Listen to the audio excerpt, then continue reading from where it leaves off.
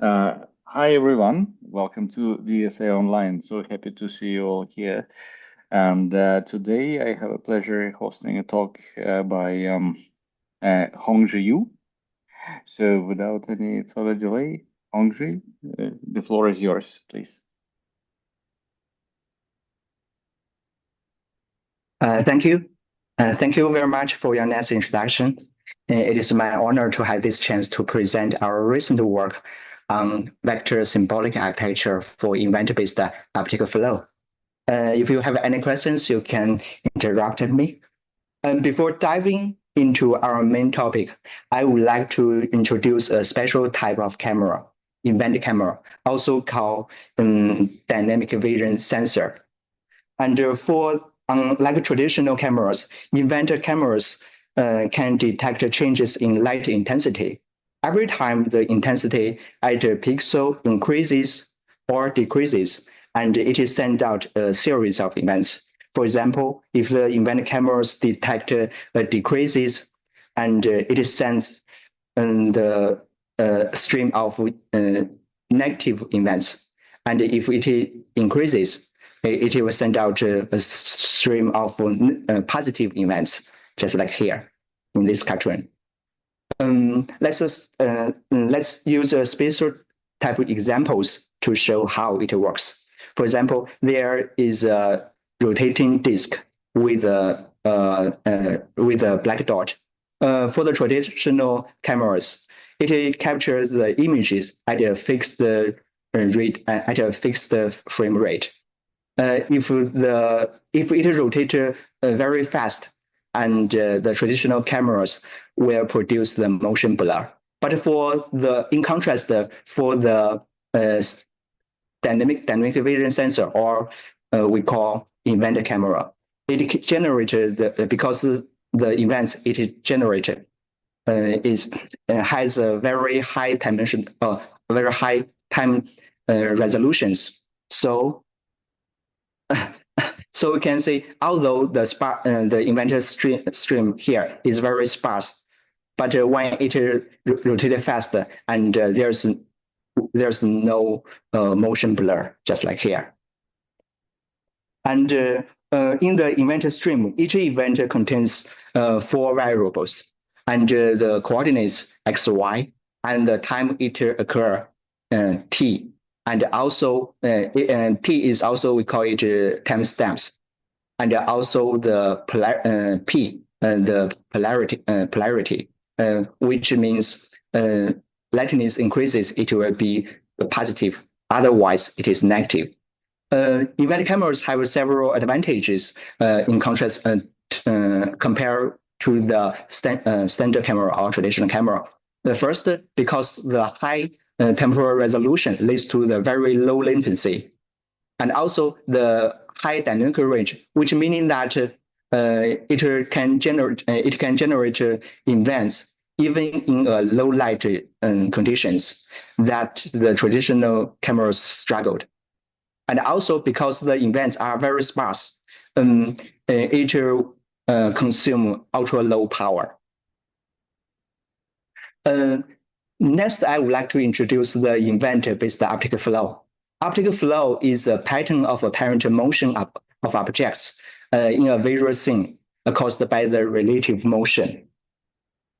Because of the relative motions, the feature point pi, for example, in here at the time t, will move to another pixels ppg here after a time interval delta t, and the displacement between the pi and pg can be viewed as the measure of the optical flow, which has 2 components. One is the horizontal u, and another one is the vertical v. So the optical flow estimation involves finding the pixel correspondence, and for here pi and pg, pixel correspondence between images captured at the different moments. So like here I show 2 examples. One is the sparse optical flow estimation, and another one is a dense optical flow estimation. So for example, here the different colors At first, I would like to introduce the inventor representation here. So we can say there are a lot of the visualization of the events, and red dots and the blue dots represent the positive events and negative events, respectively.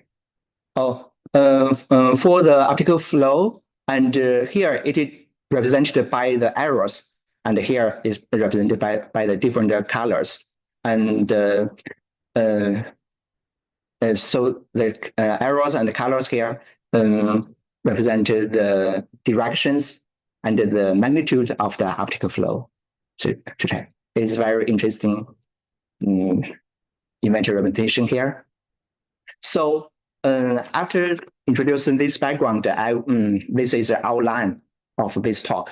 And let's start with our motivations.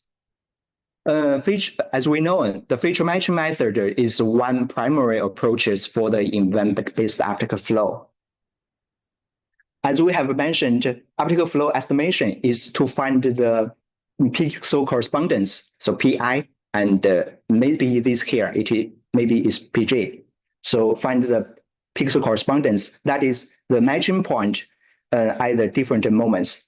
So traditionally, either time t plus delta t. We should find the matching point by searching within an m plus m neighboring areas, center at the feature point pi, just like here, pi. The point with the maximal feature similarities can be viewed as the matching point of the feature point pi. So just like here. For example, according to the idea of the feature matching, Liu Ming and Toby from the ETH in Zurich, they have designed a real-time optical flow sensor based on the FPGA platform. This is a model-based method. And also the idea of the feature matching is also applied to the design of the learning-based neural networks for the optical flow. For example, here, this is a very popular network called ERFT, which is designed for the event-based optical flow. In this model, after extracting the features from the event representations, these three images is event representations, and through the convolutional neural networks, and then this model use the correlation volumes. Also, sometimes we also call it cluster volumes to calculate the feature similarities or correlations between any pair of pixels from consecutive frames. So these are consecutive frames I1 and I2. And here, cluster volume must calculate any pair of pixels from these consecutive frames. And then the downstream neural networks will use this feature similarity information to predict the optical flow. However, event-based optical flow estimation faces two major challenges. First, events are sparse and have a certain degree of randomness, just like here. This is in this scene, and actually this is Toby, and Toby is playing tennis. And because of the certain of degree of randomness in the events, it makes it difficult to extract robust feature descriptors. For example, at these two moments, and we can say we know this is a tennis racket, but the features for the same tennis rackets are not consistent completely at different moments. So we can say, so here we say the feature descriptor is not robust, just like here, as I've shown here. Second, compared to the traditional cameras, obtaining ground truth of optical flow is not easy. especially for the event cameras, is very challenging. So it is very crucial. It is crucial to develop accurate and robust feature descriptors and unsupervised optical flow methods that are suitable to the unique property of events.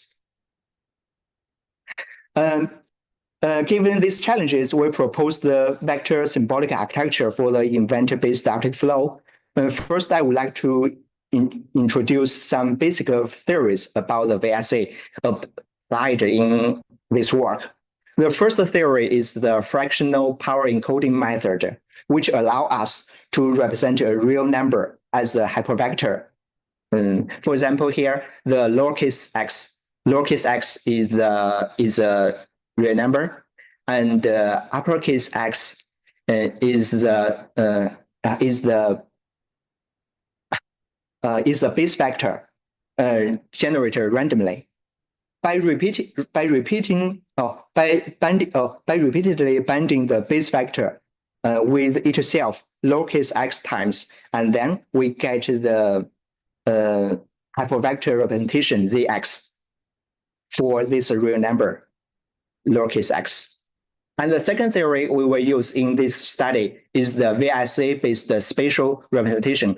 I think all of you have known this spatial representation. So, and the uppercase x and uppercase y represent the hypervectors, the base vectors for horizontal and vertical axes, respectively. By binding operations as shown here, we can get the hypervector that correspond to the coordinates x, y. So this upper D, in this hypervectors represent the spatial pixels in these spatial representations. Of course, we can use this vector-based spatial representation to generate the representation for area. For example, here the upper D. After we get the hyperrepresentations for the n times n area centered at the origin, just like here. For example, this is origin, and this is m times m area, just like here. And we can use this. We can use the use uppercase D as the convolutional kernel. Using this convolutional kernel, and it can be convolved with the images, and then we get the HD high dimensional feature factors of these images, just here. So F equals the images convolved in this HD kernel. But it is important to say that this is a basic VSA spatial representations. This representation ignores important topological similarities relationships in a 2D two-dimensional space due to its orthogonality. For example, here, because here for each pair of pixels here in this spatial representations, their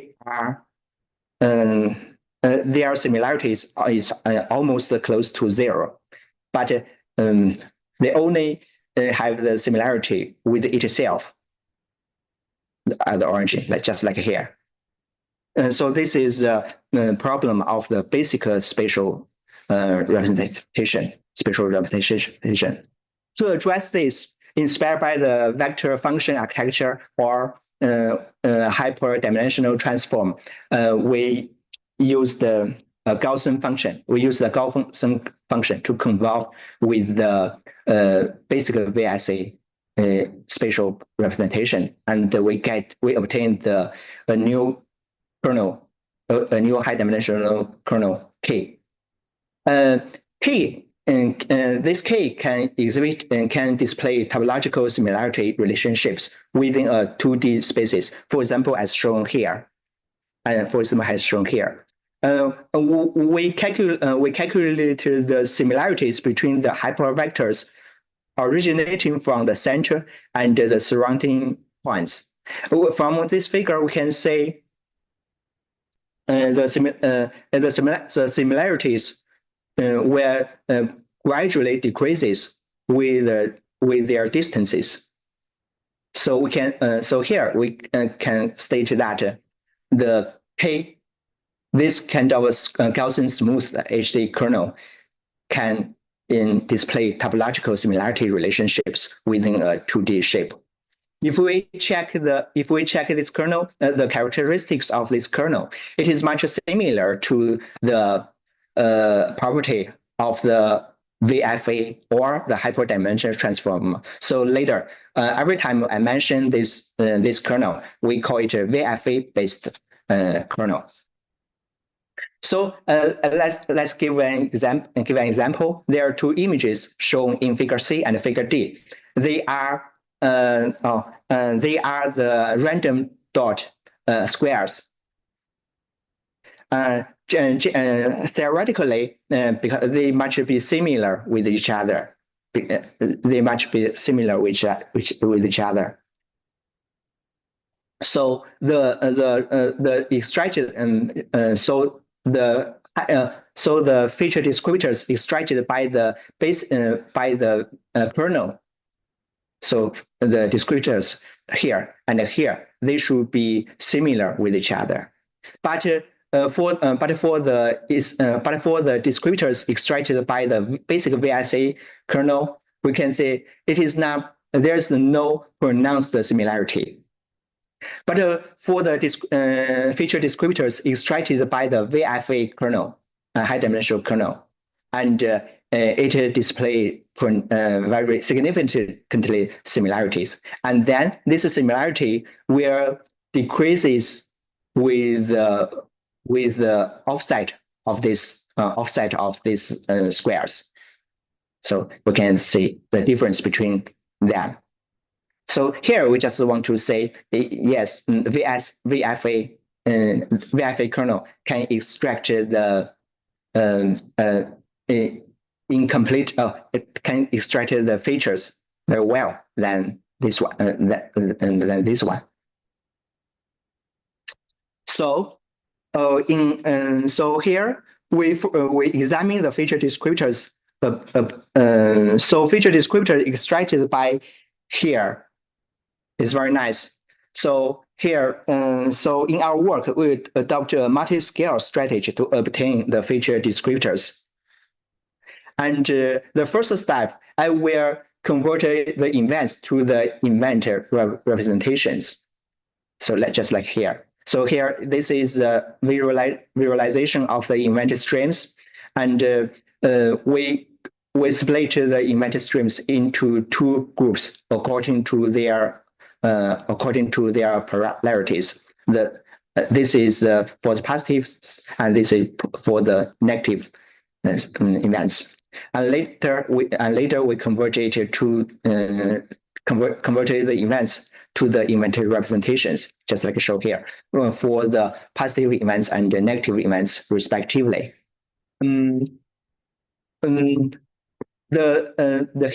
The methods for the inventory representation we used is a cumulative time surface, which is formulated by these equations.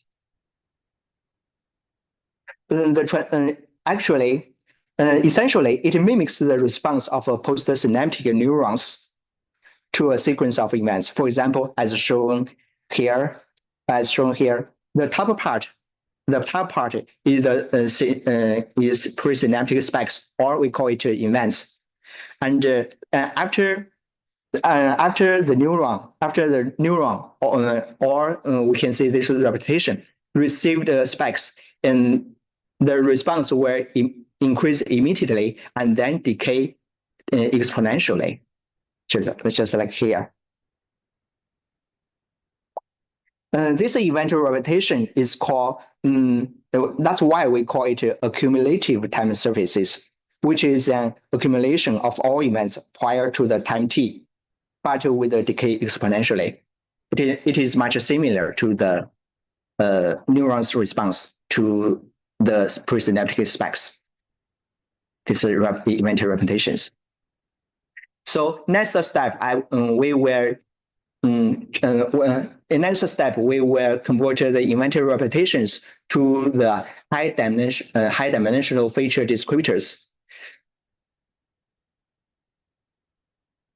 In this process, we mainly use the row filler binding method from the VSA. For example, in here. And we independently generated two high-dimensional spatial representations as the convolutional kernels K plus and K minus. And the size of them is n times n, n times n.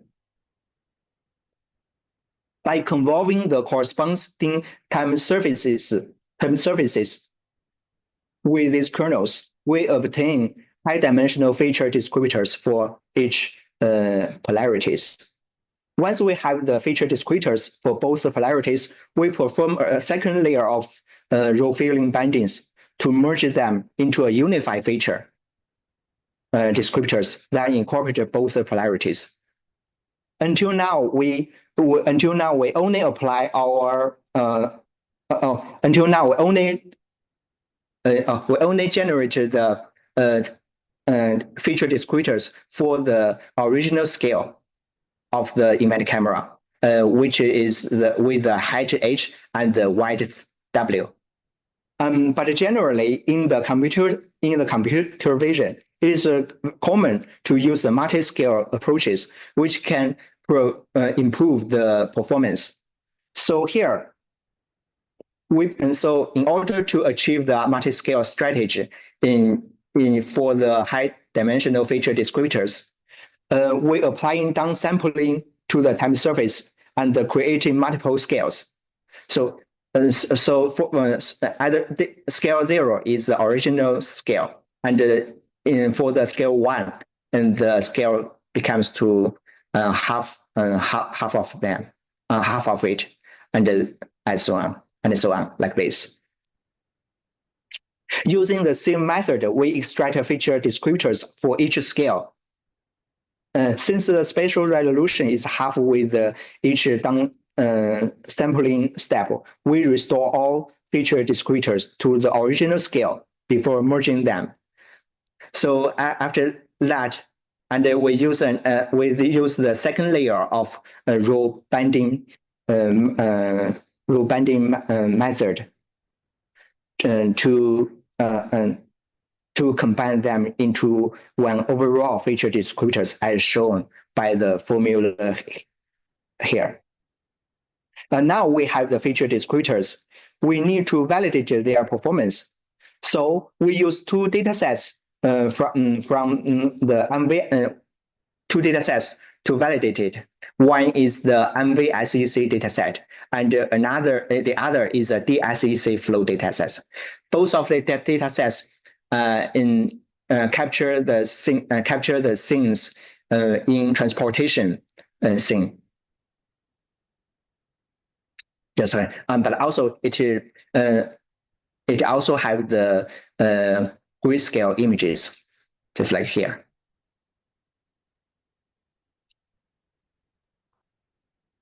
Both of these datasets contain ground truth labels for optical flow. With these labels, we know the flow matching point for all events between two consecutive moments. For example, here, so this is PI.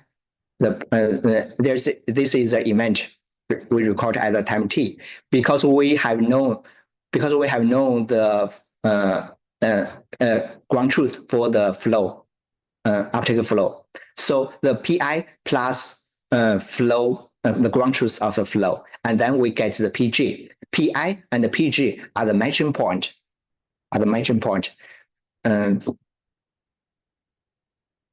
So we check the similarity of all matching points in these two data sets. What we found is that if the high-dimensional feature descriptors extracted by the basic VSA, denoted by the blue curve, and we can see the similarity is not very pronounced. But for the descriptors, high-dimensional feature descriptors extracted by the VFA kernel, and the similarity between all flow featuring points is much increases. So here we can conclude that compared to the basic VSA, VFA demonstrated enhanced capability in encoding the similarity of matching points for the inventor frames, just like here. Next, I would like to introduce the model-based VFA flow method for inventor-based optical flow. We call it VSA flow. Because of the time limitation, I just introduced this method briefly. The aim of this method is to estimate the optical flow from 0 to delta t. But because the events are sparse and has a degree of randomness, so if we only use these two, if we only use the inventor representation at time 0 and at time delta t, and the optical flow estimation, this task performance is not very well. So we have to add the intermediate motion information, just like here. We are consider in this model, we'll consider the inventor representation for either time a quarter delta t and half delta t. And using the previous introduced method, we extract the corresponding high-dimensional feature descriptors at these 4 times, and we get the F0, F1, F2, and F4. And because the optical flow V is from 0 to delta t, so we can easily to say that from the time 0 to quarter delta t, the displacement of the matching point here should be a quarter of d, and here it also the half d, just like here. After we get the high-dimensional feature descriptors, we use them. We put them to the cost of volume here. The cost of volume refers to the correlation information or the similar informations from the consecutive frames, just consecutive frames, and these consecutive frames can be any pair of frames. For example, from F0 to F1, from F0 to F2, and from 0 to F4. So they are organized with the different time scales. They are these three pair of feature descriptors is organized with different time scales, and also with the different spatial scales. But we don't here it is too complex. We don't need to go to the details of them. But we can. What I have to say is that after we get the cost of volume, which are containing the similarity between the pixels at the first frame and its surrounding, we will compare the similarity between these events and its m times m surrounding pixels similarities, and then we get a similarity map with the size m times m. This is there's actually here there are a lot of a series of events. For each event, it has this m times m matrix map, just like here. So for this three pair of frames, and we get three cost volumes, and because of their spatial property and time scale and scales. The property of the time scale. Theoretically, these three cost volume should be consistent with each other, and that's why we can merge them together to merge them together, and then we get the final cost volume. In the cost volume, the cost volume only containing the similarity informations. It is not the likelihood of the. It is not the likelihood of the optical flow. So later we put this overall cost volume to by linear and rule operations, and then normalization operations. We get the flow probability for each event. And after that, we use a predetermined flow template, and in which we use this flow template. And this flow template is weighted averaged with the flow probability, and we can get the optical flow output just like here. So this is the introduction about our VSA flow method, and it is similar to the previous VSA flow estimation method, but which is specifically designed for the VSA. So this is the model-based method. We also applied the high-dimensional feature descriptors in a self-supervised learning approach for optical flow estimation, just like here. This approach relies on the similarity maximization. The aim of this method is to estimate the optical flow from 0 to delta t. However, as mentioned earlier, events inherently involve some degree of randomness. So we have to add additional event frames at the intermediate time steps, which can improve the performance over here.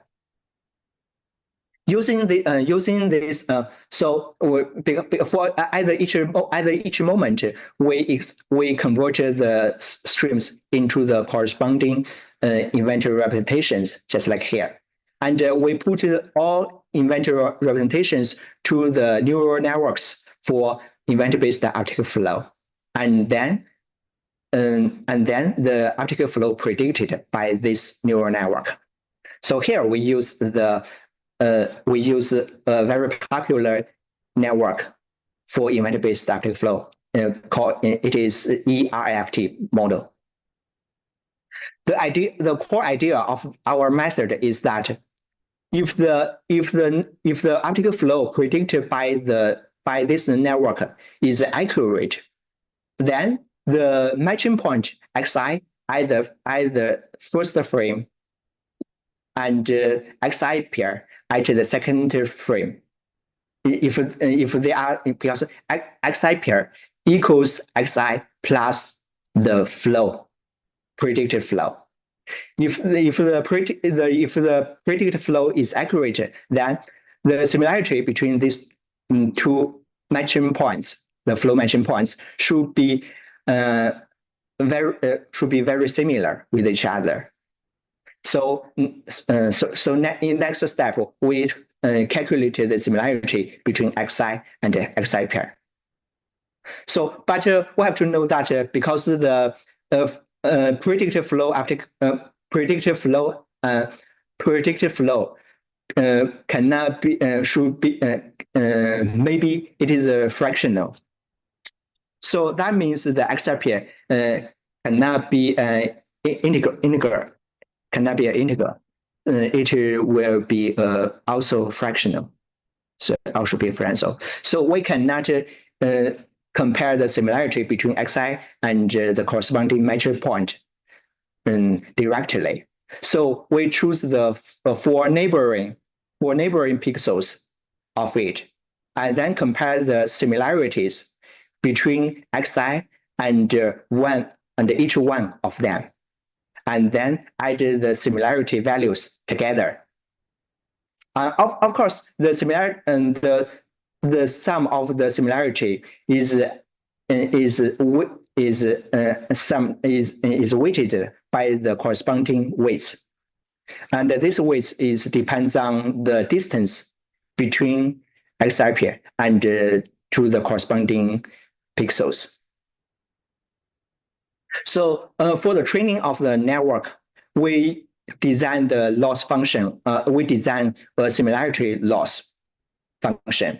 This similarity function is the 1 minus the total similarities we have shown here. Because here there's a sum to some here, and that means we add all events pairs for all events pairs, and added their similarities together, just here. So during the training, the similarities of the matching points should be larger and larger, and the loss, this similarity loss will decreases and then close to 0 as soon as possible, just like here. This is the whole idea of our method, VSAONLINE, and it is a self-supervised learning method based on the VSA. So after we introduce these two methods we have proposed, and I will show some results for you. The first one is the qualitative results on the DSEC data set. So we can see here, this is the upper row, the top row represents the input events. It's a visualization of the events. And the middle row represents the results from the ERFT, the original ERFT model. And this method, ERFT model, is the supervised learning method. So that's why they have the ground truth. That's why they can learn the performance here is very nice. But for our method, VSAONLINE, it is a self-supervised learning method. We can say it works very nice. Also, different colors. Of course, the different colors represent the directions and the magnitude of the optical flow. So here, this is the example. So different row. So here is the results from the ERFT, and this results from the VFA flow. This is model. This is our model-based method, and this here, it is the results for our self-supervised learning method. We can see that, and both of our methods can predict the optical flow accurately, and as a learning method, and the task performance is better than the VSA flow, the model-based method. And we also validate on the DSEC flow dataset and the MVSEC dataset by some specific metrics. So here. So in our validations, the metrics we consider is the EPE. EPE is the endpoint error, and the AE is the angular error. 1PE and 3PE is the percentage of the endpoint error, which is larger than 1 pixels and 3 pixels. So we're using our method, VSA flow and VSAONLINE. This is model-based, and this is self-supervised learning method, and with other works. So we can see that the results is shown that our model-based method is get the best performance compared to other methods. And it is very interesting to see that if the high-dimensional feature, the feature descriptors extracted by the VFA and extracted by the basic VSA.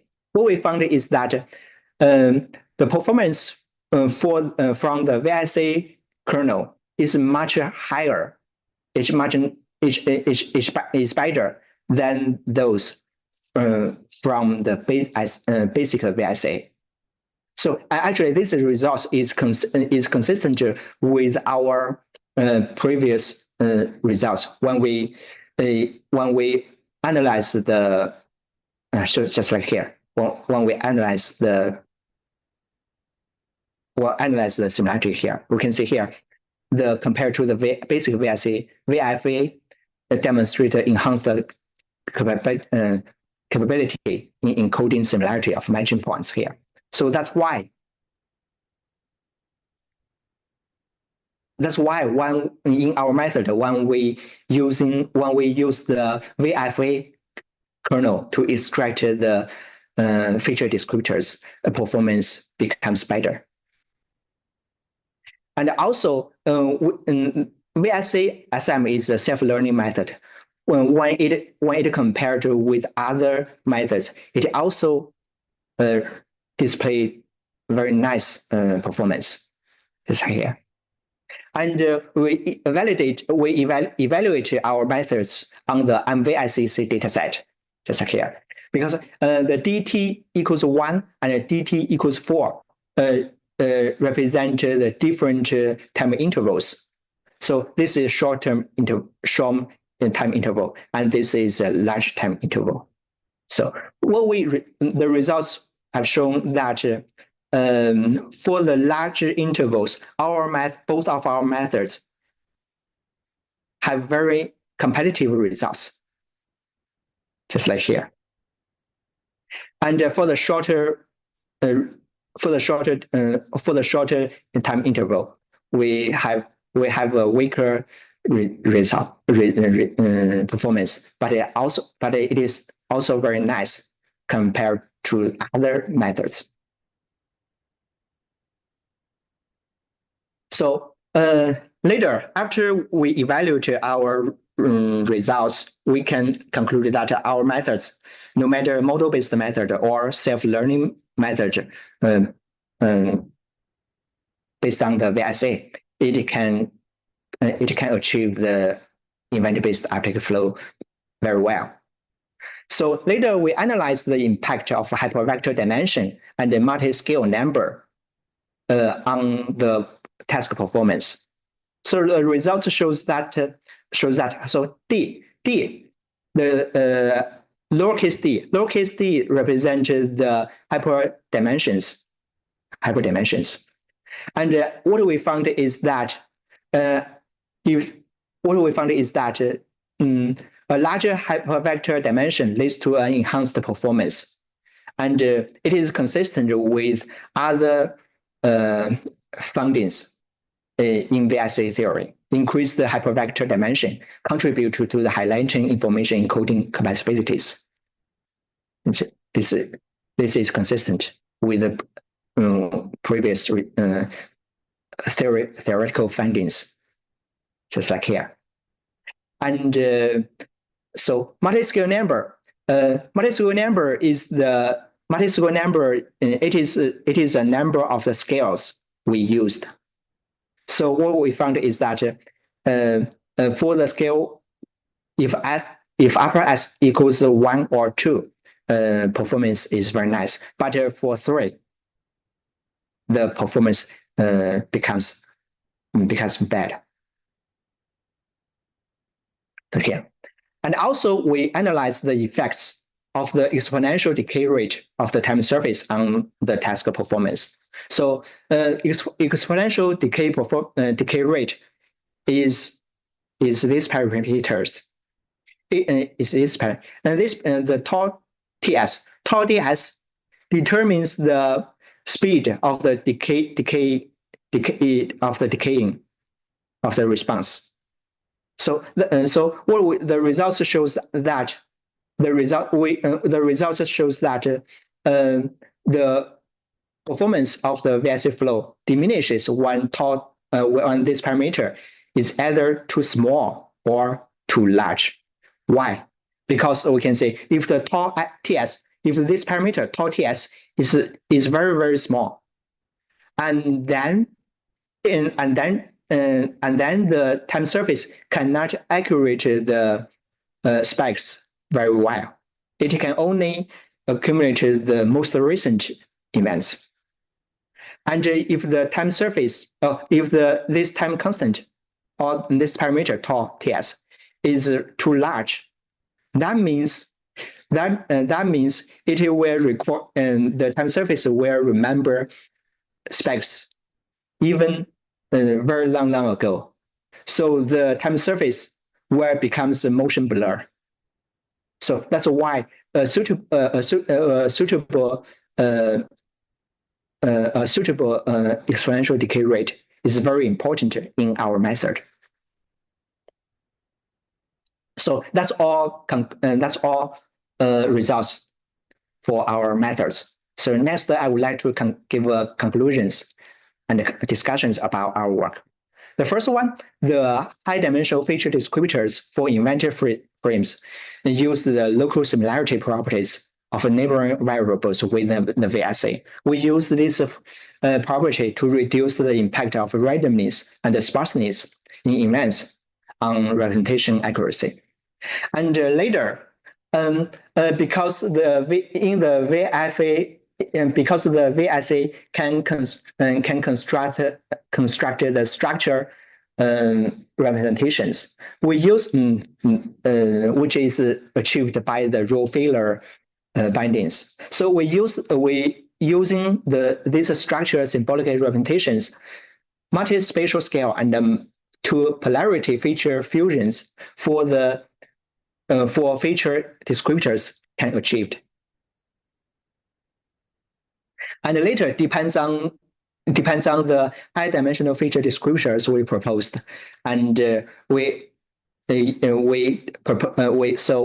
proposed a unifying framework of similarity maximization for the event-based article flow. We can use this framework to achieve the model-based method or learning-based method for article flow estimation. Our methods is work very well in utilizing the local spatial features in events. But what we found is that now it is comparatively weaker in exploring the temporal information. And the future research, we can focus on enhancing the temporal encoding capacity in the HD descriptors. But now I don't know how to achieve it, because if we use too many different time intervals of events, and then use a different VSA hypervectors as the rule, and the performance is not very well. The proposed methods have the broader applications which can extend to more event-based tasks, such as the depth estimation and also the tracking and so on.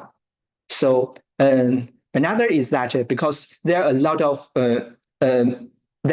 models of VSA, what we use is just the HRR, this specific VSA, which is not easy to achieved on the hardware.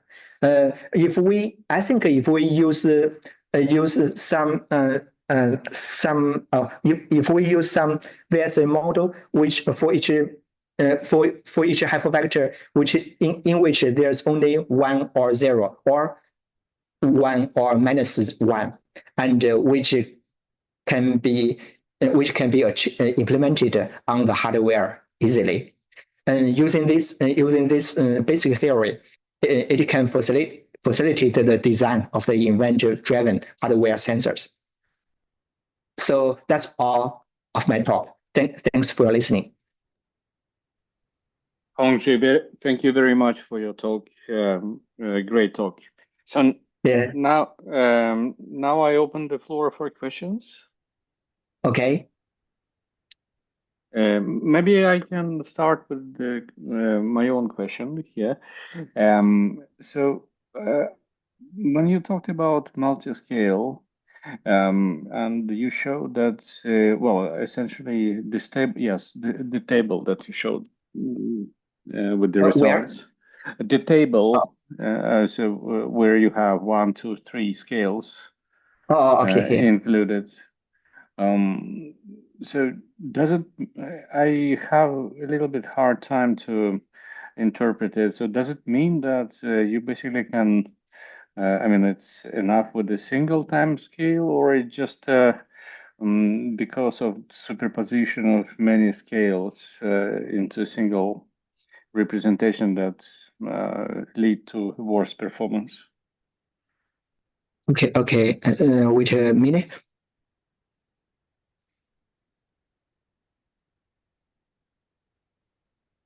The K plus and the K minus is the K plus and K minus is the convolutional kernel, and the No, size of it. yeah. I mean this S parameter, so one, two, and three. So I mean when you aggregate the descriptors at different scales. So Yeah. you said that the error is lower for Yeah. basically a single scale. So the question is it a feature of a data set, or uh, it's a problem of aggregation? I think sometimes it also depends on the data set Mhm. because because in our work we use two data sets. One is the DSCC and another is MVSCC. MVSCC, mm, this data set is the resolution is very high. And for this data set, the resolution is very low. So sometimes so we have to, in our methods, we have to tune the multi-scale number. Mm-hmm. Mm-hmm. We have to tune it. It depends on the data set. Okay. Thank you. More Hi. questions? Hi. Yeah. Hi. Actually, Thanks for your hi. Hi. Thanks for your talk. It's very good. So I have a question. So here, basically, you are convolving the event image with two kernels, K plus and K minus, and then you get two feature matrix. So I wonder here, suppose if you use a learnable kernel instead of the VFA kernel, would it also work? it can be if we use learnable kernels, it is a traditional, it is a method of the traditional neural networks. Oh, I see. So generally, there are a lot of networks learn event-based static flow, and they always use the convolutional neural networks to extract the features from the event representations. Hmm. And so what we found is that so for the kernels in the neural networks in the CNN, Hmm. it is much similar to the kernel here. I see. So you mean if you do a hand grab of this kernel, it actually works better than a learnable kernel. Is it correct? In our so actually what I want to say is that we do some experiments before, and what we found is that neural networks, the pure neural networks can have the nicer performance than VSA kernels. Sorry, I don't quite get it. Sorry, because sorry, my English is not very good. No. So you Because mean the poor neural so network? so in our method, we just use the VSA kernels. Yes. But and also we can use convolutional neural networks to extract the features. Yes. What we found is that the performance from the convolutional neural networks is better than VSA kernels. I see. But at the same time, so you compensate it is not by easy not learning, right? But learning is always better because Yes. because of the event representation, there are a lot of events which are sparse and have a degree of randomness, and the VSA kernel cannot extract all informations from here, but the neural networks can learn from the optical flow labels. I see. But in our method is that we proposed because our method is not. So let's go here. Let me see. Because here the ground truth for the event-based article flow is very hard. So that's why we will propose the unsupervised learning method based on the VSA. I see. And in our self-supervised learning method, we just in our self-supervised learning method, the optical flow is predicted by poor neural networks. But we use the VSA theory to construct a similarity loss, which depends on the high-dimensional feature descriptors. And we use these high-dimensional feature descriptors to guide the learning of the neural networks. And results shows that it has a very nice results compared to other self-learning method. I see. Yeah, it makes sense. I think maybe using the VFA kernel, it makes the network more robust. Yeah, it makes sense. Thanks. Thanks. We have time for a few more questions, if any. Ross, you unmuted? I have. Hongzhi, thank you very much for your talk. A question about the time constants. So you had a slide somewhere near the end of your presentation where you were showing how the sensitivity, thank you, that one, yeah. So smaller numbers, that's an error on the y-axis, is it? So smaller is better? So on your left graph, the performance around 10 is the best.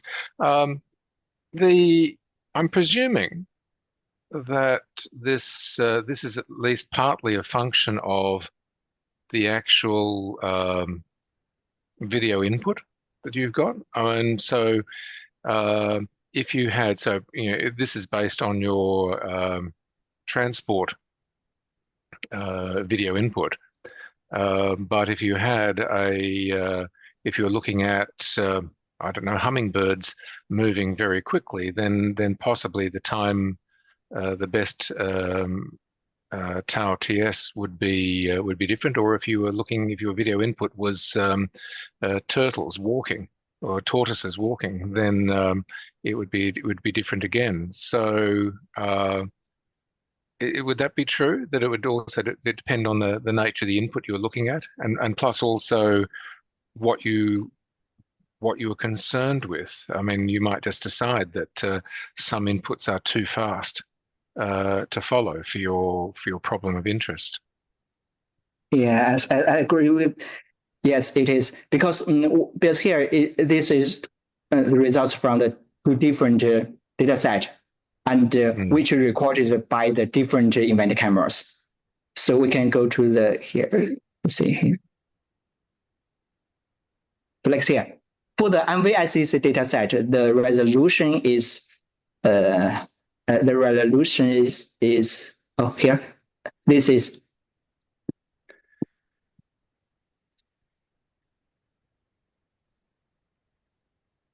Oh, this is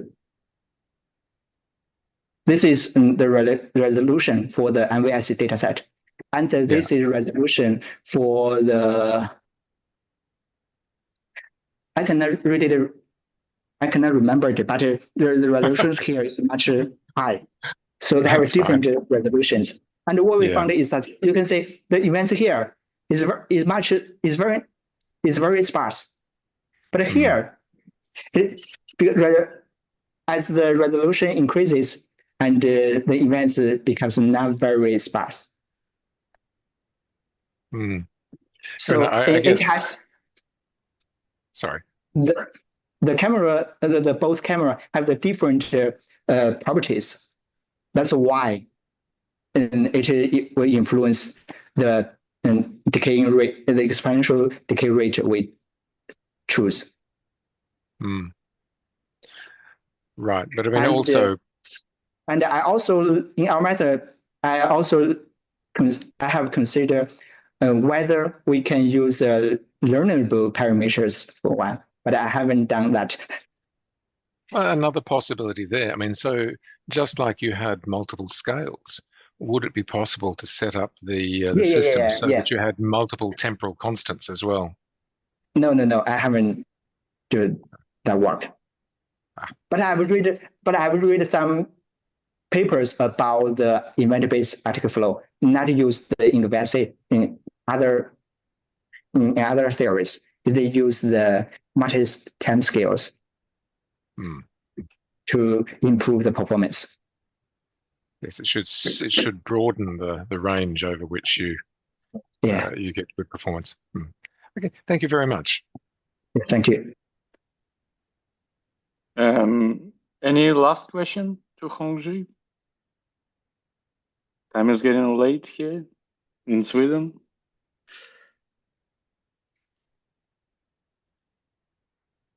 Well, if not, Hongzhi, thank you very much once again for the great talk. And, thanks for your invitation. Yeah, absolutely. So we'll keep in touch, and thank you all for joining us today. So I'll see you in 2 weeks from now. So I will send an update, a reminder with the title and the abstract for the next talk within a week. All right. Goodbye, everyone. Goodbye. Ciao. Ciao, everyone. Yeah. Bye-bye. Bye.